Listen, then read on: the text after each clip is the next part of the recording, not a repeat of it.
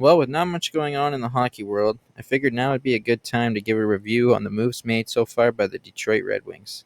If you enjoyed this video and want to see more, feel free to hit that sub button and comment down below your thoughts on the Red Wings off-season moves so far.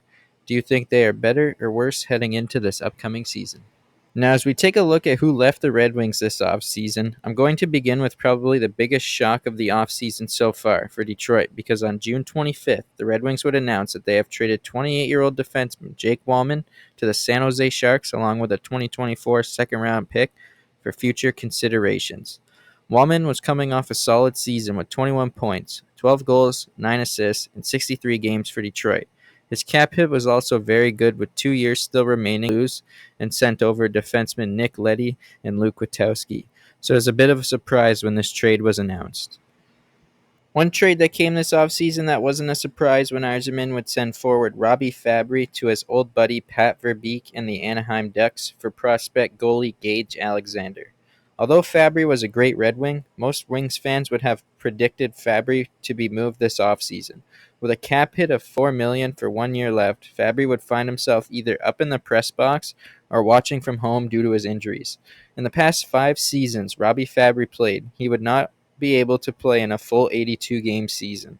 However, for Ducks re-signed forwards David Perron and Daniel Sprong. David Perron, who is now 36, played 2 seasons for Detroit and was a very solid leader and a solid second to third line winger who could score you 20 goals. However, throughout the season, you could tell that David Perron's legs aren't keeping up anymore, and although Perron was never a great skater, he still wasn't shown to be a lazy one, and there were times this past season you could see him giving up on the play. So as a result, Yzerman decided to let David Perron test the open market, where the Ottawa Senators would sign him to a 2-year deal. For Ottawa, however, they will be getting a hard-working veteran who gives his all to the team and adds a cup champion to the locker room that Ottawa has. His goal-scoring touch is still there, as well as Perron would finish last season with 17 goals, 30 assists for 47 points in 76 games. 27-year-old Daniel Sprong is still currently a UFA looking for a new team. Sprong had a solid season last year, recording 18 goals, 25 assists for 43 points. However, Sprong finds himself on the fourth line a lot due to his one-sided hockey ability. When it comes to Sprong, he has a great release and ability to score. However, his puck control, skating, defensive awareness, and inability to play with top players is his biggest issue, and probably a reason why he is back in the market looking for his 6th NHL team. Now, as we look at the new faces coming to Detroit, the Red Wings would only make a few additions this offseason, as well as bring back some key players like Patrick Kane, which I mentioned in a previous video how important he is to be back on the team. Feel free to check it out if you haven't already. On opening day of free agency, the Red Wings would sign 32-year-old defenseman Erik Gustafsson to a 2-year contract, who will most likely be trying to fill the role of Shane Gostisbehere, who chose to leave Detroit and go sign with the Carolina Hurricanes, a team he played for the year prior to signing with the Red Wings last season. Gustafsson had 31 points in 76 games last season, recording 6 goals and 25 assists. Although he may not be as fast as Ghost was, I do think he can fit in just fine, and after a few games, the Wings may not even notice much change. They also would bring in 37-year-old goaltender Cam Talbot on a 2-year deal, making the goalie count up to 3 again, even though Yzerman stated he doesn't want to run 3 goalies again like they did last year.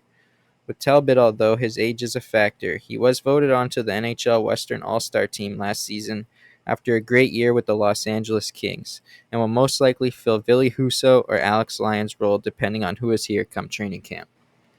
And finally, a few days after those players were announced, Steve Yzerman and the Detroit Red Wings would also sign Russian forward and 2-time Stanley Cup champion Vladimir Tarasenko, who adds more leadership, experience, and most importantly, skill and scoring to the Red Wings' top 6.